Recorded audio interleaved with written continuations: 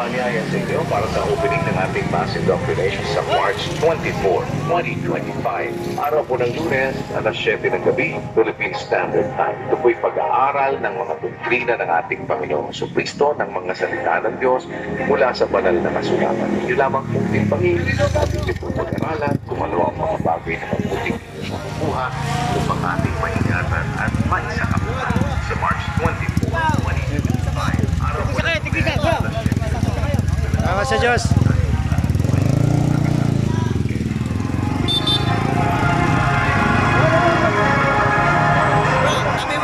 Bibilugaw.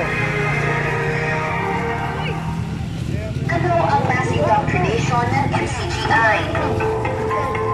Ang mass indoctrination po ay masusing pag-aaral ng doktrina at pananampalatayang Kristiyano habang sa Biblia.